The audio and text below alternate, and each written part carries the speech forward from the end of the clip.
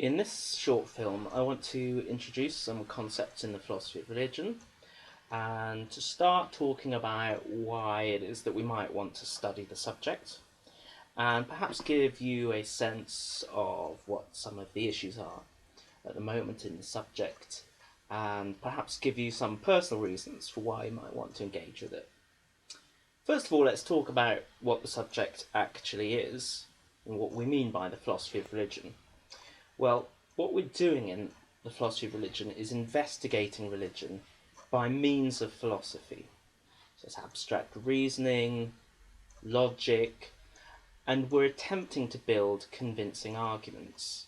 That is, we're trying to provide reasons for beliefs, whether they're our beliefs or whether we're investigating the beliefs of other people.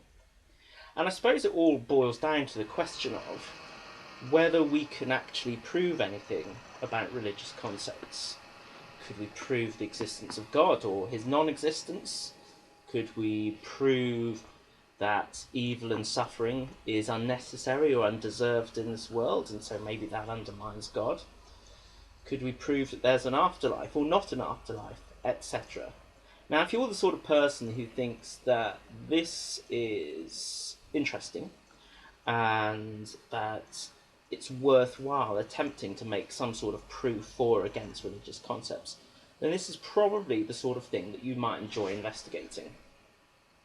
Another term we use sometimes is theology, from the Greek theos, God, and logos, study. Okay, so it's the study of God, and that is sometimes by means of a philosophical method, and we call that philosophical theology, which is a bit like the same thing as philosophy of religion. Perhaps something we can talk about on another occasion.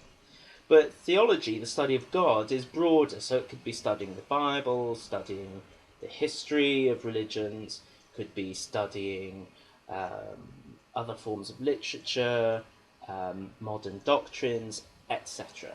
Okay, so you might hear talk of theology, but what we're specifically talking about is philosophical study of religious concepts.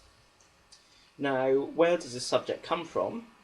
Well, probably the first philosophers of religion were the ancient Greeks, particularly philosophers such as Plato and Aristotle, although there were a number of others also. And what you see in these figures is the first philosophical consideration of widespread religious beliefs. So, for instance, many ancient Greek societies and cultures had a number of quite varied beliefs about the gods, as well. So there's more than one god. And worship of these gods and their cults, like the practice of honouring them religiously in temples, was a significant part of life in ancient Greece, whether you lived in Athens or Sparta or Corinth or wherever. Now, some people began just to question some of these beliefs, or to consider whether they could be connected with an understanding of the world in like a more rigorous way. And that's what the first philosophers of religion do. So, for instance, Plato considers the relationship between piety, sort of right religious practice and goodness, and the gods. And he asks whether it's pious to do what the gods want just because they want it, or whether what the gods want is kind of good or pious in its own right. So it's like a consideration of the relationship between what's moral and good and between the gods. Aristotle, on the other hand, who was Plato's pupil, studied with him in Athens and was perhaps working at a slightly later date then, on the whole, Aristotle considered whether he could explain the cause of the world. And he brings in the idea of God in relation to providing explanations for why things are. And that's really how it gets started, but then it develops through history.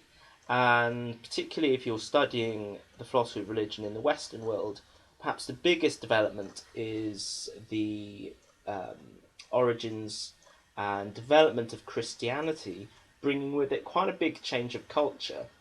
And after the life and death of Jesus and his followers, the introduction of Christian scripture and the church, Europe became fairly quickly a Christian society over a period of a few centuries. And with that, belief in a single supreme God, something which we call monotheism, monos, one, theos, God, belief in one God, became a really common, accepted part of the beliefs and the ideologies of the people living in the Western world and Europe at that time. So with the Christian civilization, particularly like the classic time for Christian civilization, or Christendom as it's sometimes called, is the Middle Ages, in which you had a really powerful church, and non-belief in Christianity really wasn't accepted at this time, and having other beliefs or supposedly incorrect beliefs could cause you all sorts of trouble. So this time, the Middle Ages, what you see is significant reflection upon a central concept which is widely accepted. So if you were living in the Middle Ages, everyone would expect you to believe in the same God that everybody else does. And therefore, a lot of the intellectual efforts of Europe's best thinkers at this time were directed towards considering religious concepts and this central idea of God in a philosophical way. Okay, because if everyone believes in God, it'd be interesting to see whether we could prove his existence, or whether we could show that the concept is logically coherent. Okay, could there be this God? So the Middle Ages was a really important time for philosophical theology, for the philosophy of religion, and for theology. After that, we see an era of great change, and an important intellectual era, perhaps the most important of all, is the Enlightenment, sometimes called the Age of Reason. Now, this is a time in which people's opinions were changing quite rapidly because of the introduction of new forms of science and new ideas in philosophy, the rediscovery of ancient ideas from the Renaissance, a slightly earlier era in intellectual history, meant that rapid development in thought, in politics, in society, in culture, it was all kind of happening together, and Europe was changing quickly.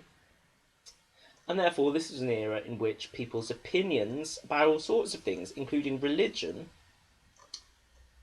were undergoing significant and rapid development. So what that means for the philosophy of religion is that where religious beliefs are being questioned and reformed, then a philosophical discussion of religion can take place in a very free and perhaps quite dynamic intellectual environment. And perhaps for the first time, openly atheist thinkers, or people critical of religion, could express their views. And you can think here of people like David Hume, the Scottish philosopher, or Voltaire, the French philosopher, as openly sceptical about religion. So that's a really important moment for the development of philosophy of religion, because it's opening up the doors to a really wide debate.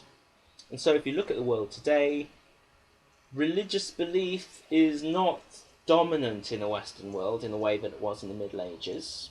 It's still significant, but arguably we've seen the decline of the influence of religion, particularly in Europe. But in a way that's a global phenomenon as well. So that's an interesting discussion to look into on another occasion.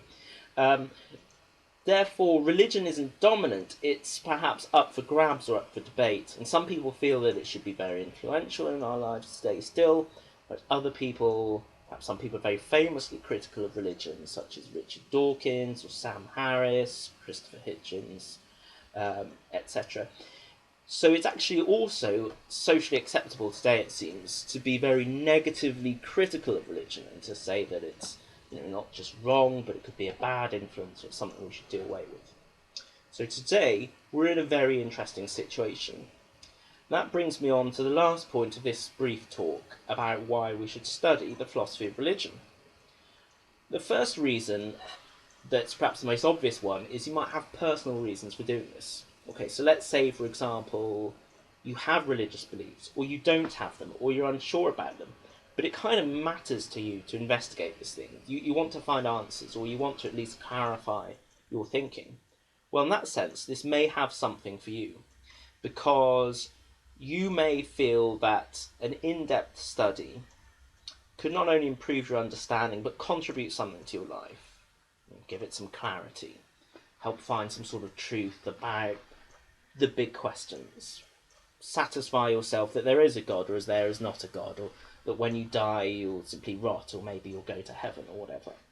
So personally, that may be quite important for you, and it may be an interesting and important journey. Secondly, I think an important reason to study the philosophy of religion is as an intellectual exercise. That is, a lot of the questions are highly complex. Is there a God?